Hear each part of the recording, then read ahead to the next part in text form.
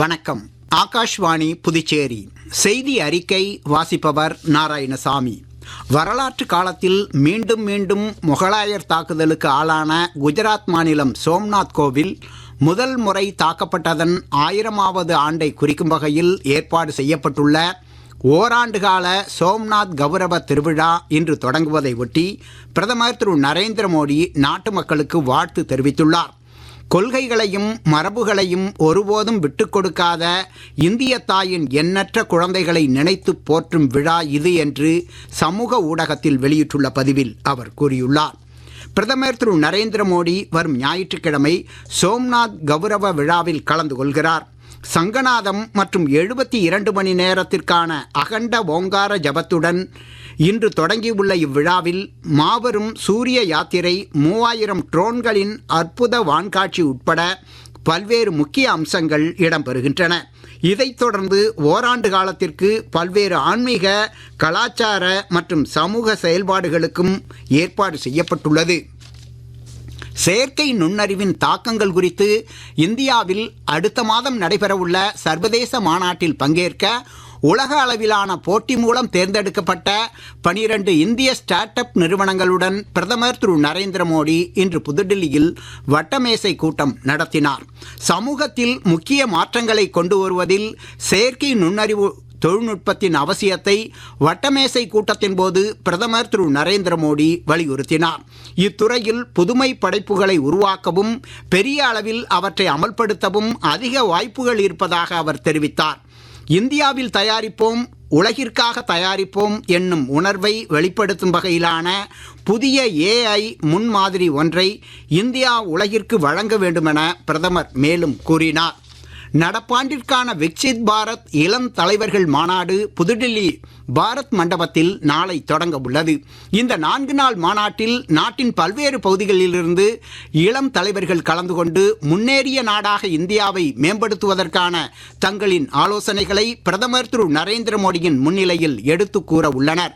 நாட்டின் நிஜமான சவால்களை இளைஞர்கள் ஏற்பதையும் இந்தியாவின் எதிர்காலத்தை ஒருங்கிணைத்து உருவாக்குவதில் முன்னின்று உழைப்பதையும் உறுதிப்படுத்தும் வகையில் இம்மாநாடு அமையும் என்று மத்திய இளைஞர் விவகாரங்கள் மற்றும் விளையாட்டுத்துறை அமைச்சர் டாக்டர் மன்சுக் மாண்டவியா சமூக ஊடக பதிவு ஒன்றில் கூறியுள்ளார்.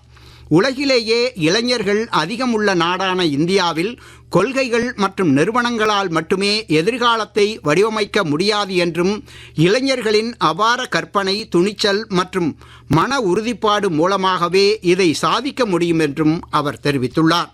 நாடு முழுவதிலும் அரசியல் பின்னணி இல்லாத 1,00,000 இளைஞர்களை பொது வாழ்விற்கு ஈர்க்க செங்கோட்டை கொத்தளத்திலிருந்து பிரதமர் திரு நரேந்திர மோடி விடுத்த அழைப்பின் பேரில் முதலாவது விக்சித் பாரத் இளம் தலைவர்கள் மாநாடு கடந்த ஆண்டு நடத்தப்பட்டதும் குறிப்பிடத்தக்கது.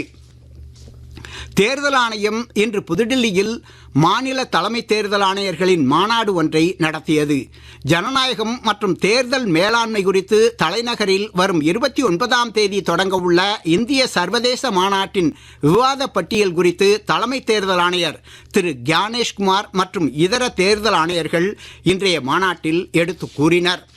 9வது தேசிய சித்த மருத்துவ தினத்தின் தொடர் நிகழ்வாக சித்த மருத்துவத்தின் சிறப்புகள் குறித்து புதுச்சேரியில் இன்று நடைபெற்ற விழிப்புணர்வு இருசக்கர வாகன பேரணியை முதலமைச்சர் திரு ரங்கசாமி கொடியசைத்து தொடக்கி வைத்தார். பாரதி பூங்காவில் மரக்கன்று ஒன்றையும் அவர் நட்டு வைத்து ஆயுஷ் இயக்குநரக வளாகத்தில் இலவச சித்த மருத்துவ முகாமை தொடக்கி வைத்தார். பொதுப்பணித்துறை அமைச்சர் திரு லட்சுமி நாராயணன், ஆயுஷ் துறை இயக்குனர் டாக்டர் இந்திரா உட்பட பலர் இந்நிகழ்ச்சியில் கலந்து கொண்டனர். புதுச்சேரியில் சுற்றுலாத்துறை மற்றும் அமைப்பு சார்பில் ஏற்பாடு செய்யப்பட்டுள்ள 2 நாள் தொழில் முனைவோர் கருத்தரங்கை முதலமைச்சர் திரு ரங்கசாமி நாளை மறுநாள் தொடக்கி வைக்கிறார். பழைய துறைமுக வளாகத்தில் கருத்தரங்கை ஒட்டி ஏற்பாடு செய்யப்பட்டுள்ள கண்காட்சியில் 200க்கும் மேற்பட்ட நிறுவனங்கள் பங்கேற்க உள்ளன. கண்காட்சிக்கு அனுமதி இலவசம் என்றும் சுற்றுலாத்துறை அமைச்சர் திரு லட்சுமி நாராயணன் தெரிவித்துள்ளார்.